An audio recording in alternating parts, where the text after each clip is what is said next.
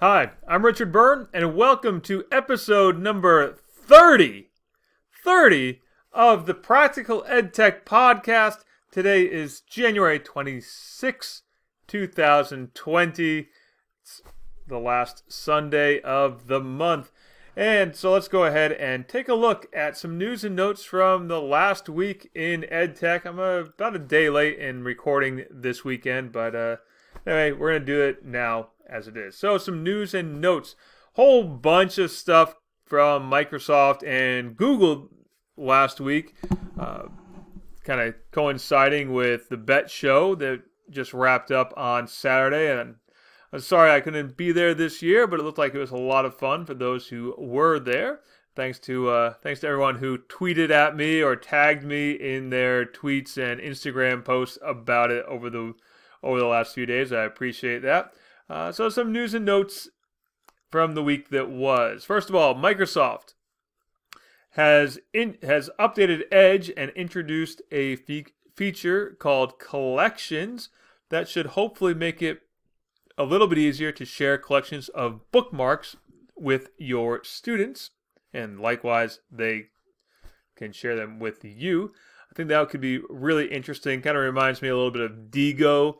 Those of you who have used Diigo in the past, or maybe still use Diigo, my early readings about it seem to strike me that way. I used to use Diigo in a way that I would ask all my students to share their bookmarks to a group that I'd made in Diigo, and the rule was they couldn't add a bookmark that someone else had already added.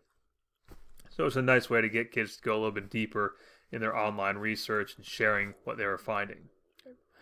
Some other new things from Microsoft. They have a new Make Code Arcade for visual programming of games or block programming. If you're familiar with the idea of block programming, this might strike you as being kind of similar.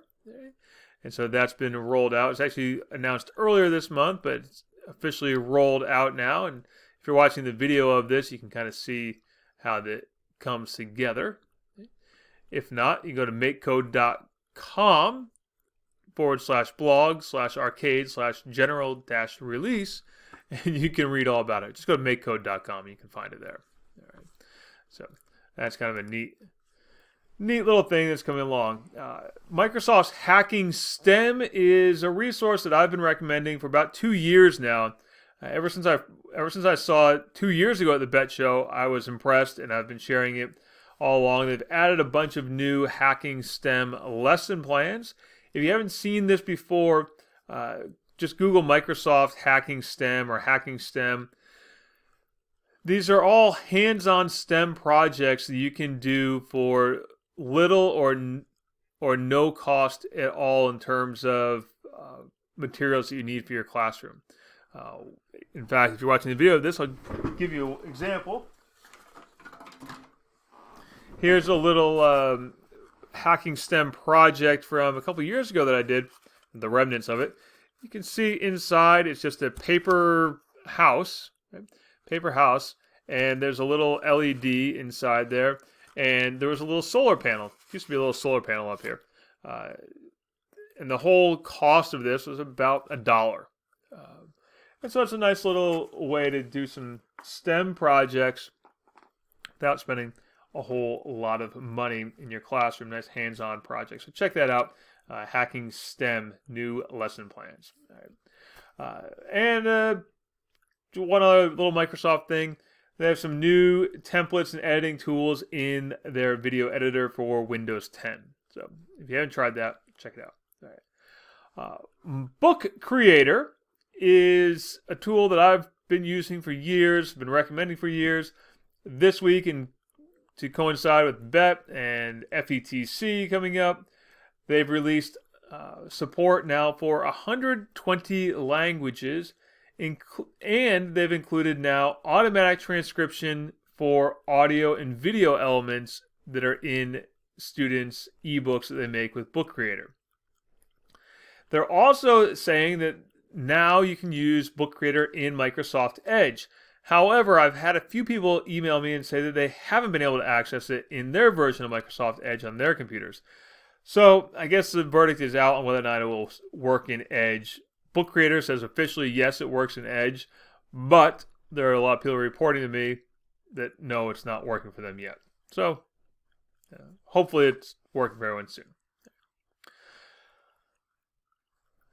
A new mapping tool that I discovered this week, thanks to Maps Mania. Maps Mania is a great blog to follow if you're into maps and mapping tools and data, mapping data or geospatial graphing, that sort of stuff. Anyway, Maps Mania had an article this week about EtherMap, and I had to try it out. EtherMap is a new collaborative mapping tool. It's not quite as robust as Google Maps or Google's My Maps, but what it does have is instant collaboration. You don't have to sign up or sign in. In fact, there's not even a place to put in your email or you put in your name. Just go to the site, click create a map, and you're creating a map. You can start putting your place marks on it. Your place marks can include text and links. They doesn't support embedding video or pictures yet. Maybe it will in the future. But what's really great about it is because you don't have to sign up for anything. You can just start creating. When you're ready to share your map, there's a link assigned to your map. Share that link, and anyone who has the link can contribute to your map as well. But if you're worried about people deleting your work or overriding your work, you can password protect your map. So you can share it and password protect it so only people who have the password can get in and do any work on it. So check that out. It's called EtherMap. You find it at getethermap.org. Two new manipulatives or online games you might want to try creating for yourself. One came from Flippity and one came from Class Tools. Flippity, which offers now 20 Google spreadsheet templates that you can use to make all kinds of neat things like flashcards and Jeopardy style games. Flippity released a new template called manipulatives, which is a sorting activity. So you can create a spreadsheet that has a list of categories and then a list of terms, and your students have to sort the terms into the categories. ClassTools.net offers a very similar tool called Vortex. Vortex is a little bit different than manipulatives because Vortex gives points. So there's a time and points element to Vortex, whereas the Flippity manipulatives doesn't have a time or points element to it. And I told you Google came out with really some new stuff this week. Really, they're updates to things they announced last year. Google Classroom originality reports are now available to all G Suite users. However, as I mentioned in last week's podcast, there's a limit of only 3 originality reports if you're in a G Suite for Education free version. If you use G Suite for Education for Enterprise, you have unlimited originality reports. If you're in the free version, which is what most of us are using, you're limited to 3. The other thing that's out now for Google Classroom is rubrics. Rubrics are now available to all G Suite for Education users. No matter which version you're using, it's unlimited. So there's that. And 2 last little new tools that are out that I've been playing with this week and found them kind of fun. Number 1 is WordWebs. Find it at wordwebs.app. And it is exactly what you think it might be. It's just some webs of words. Go to the website, wordwebs.app. Type in your word, like, I don't know, blue. And it creates a web of related words to it.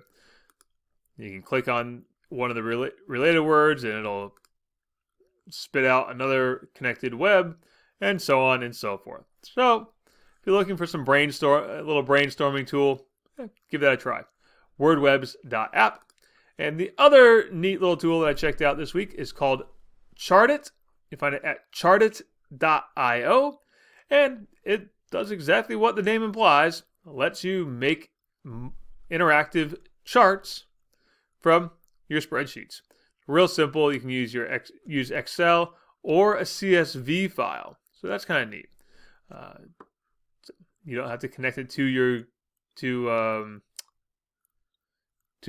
any account. You can just import your file and away you go. So that's neat. All right. Moving on. Some thoughts from my classroom from last week.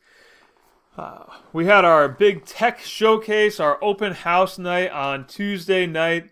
All of my students did a really good job. I should say all my students who were there did a really good job. I had a couple of students who blew it off entirely, which was a little disappointing. But the ones that came did a great job, and it was really nice to see their parents come out and support the kids.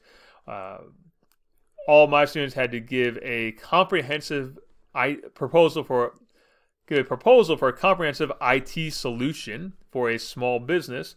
They all had to do a minimum of 10 slides with 30-point font on them and explain their proposal and explain it to an audience that was not necessarily technically inclined or tech savvy. And my students all did a really good job. I was really happy with what they did. Like I've been saying in a couple of previous podcasts, I had to coach them up a little bit on how to give good presentations, but I think in the end it went well. Even had a few students who wanted to do their presentations a second or third time in one case because they thought they got better at it each time they went through. And since we had enough time, I'll let them keep going. So that's always fun. It's the end of the semester here. Our semester actually ended on Friday, and as always happened when I was in the classroom full-time before, and now that I'm back in the classroom full-time, I did get I got a couple of what can I do to get my grade up questions right at the end of the semester. Good to see that some things never change. And I'm looking forward to second semester. I feel like I've got my legs underneath me a little bit, coming into the year. I came into the year late, as a fill-in for someone else. So I came into the year kind of late. I shouldn't say fill-in. I took over from someone else. He's gone. He's not in the school district anymore. So I took over, and I feel like now I'm starting to get my legs underneath me. Teaching computer science was not something I was planning to do. So I'm kind of getting up to speed as quickly as I can, and as quickly as I can. It's taking a little bit longer than I thought it would, but we're getting there. It feels better every day. All right. So now some questions from readers and listeners and viewers like you. Question from my friend Beth Holland, not the other Beth who asked me a question about a week before. Hey Richard, I'm working with a group of teachers who have never used Google Forms before. Do you have any tutorial videos I can share with them? And I wrote back to Beth, and I turned this into a blog post on Monday or Tuesday this week. And I said, of course I do, Beth.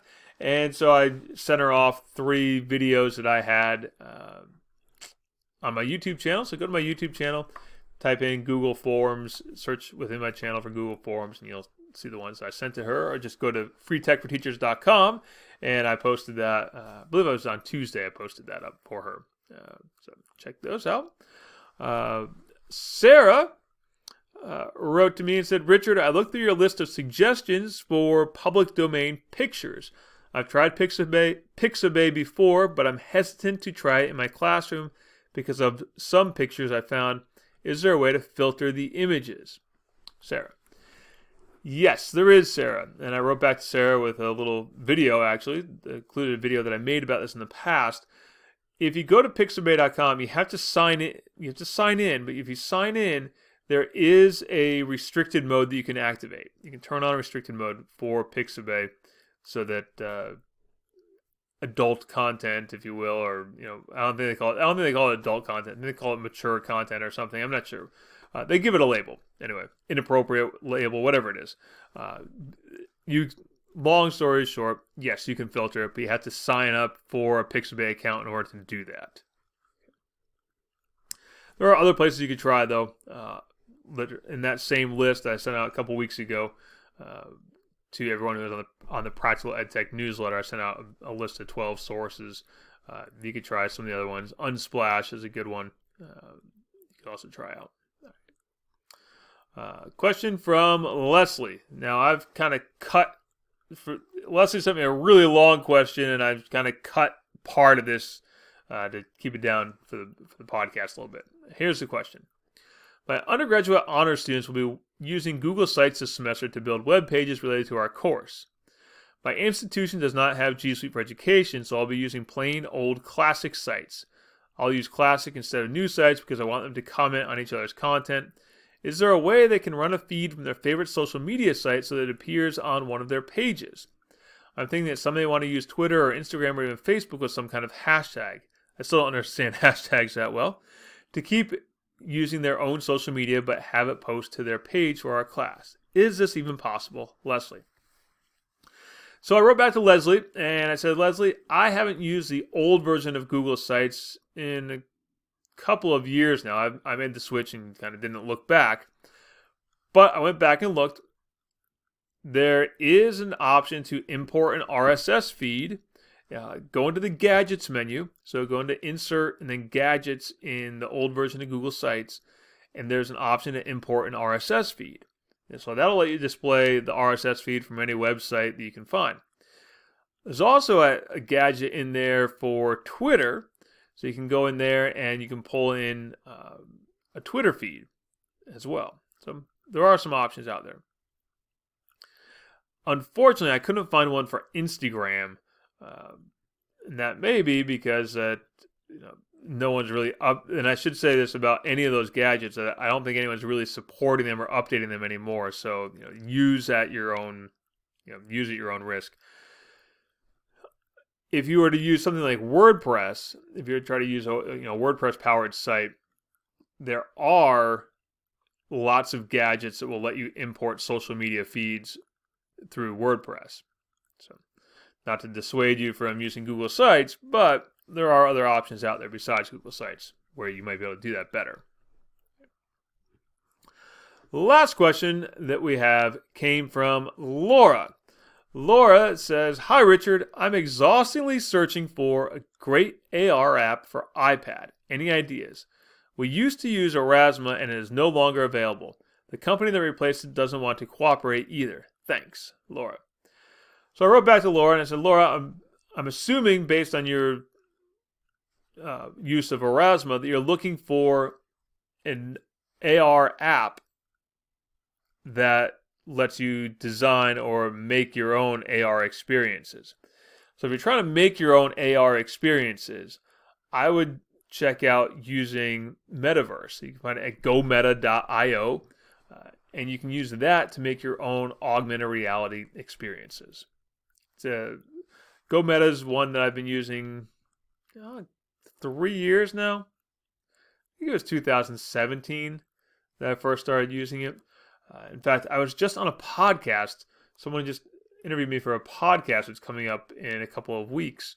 That's going to be released in a couple of weeks where I talked about how I first got started with Metaverse and how I first kind of started using it. But anyway, that's beside the point. To answer your question, Laura, check out Metaverse. GoMeta.io. The Metaverse Studio is what you want to use.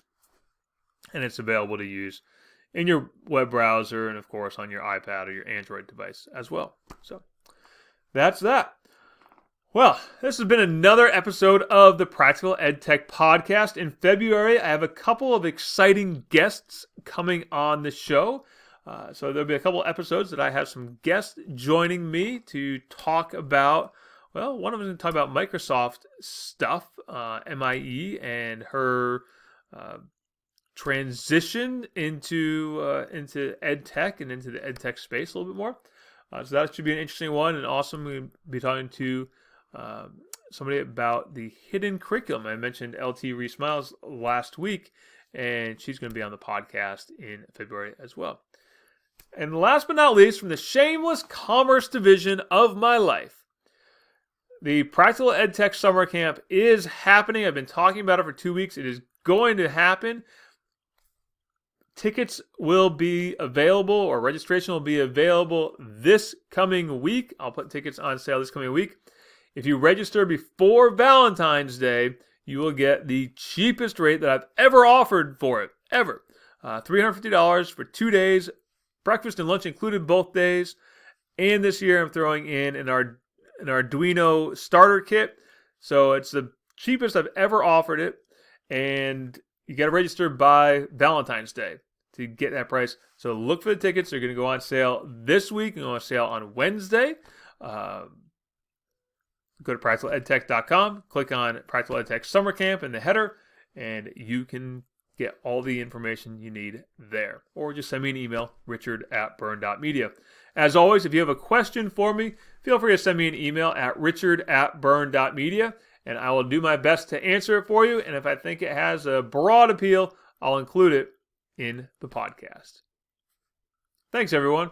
Have a great week.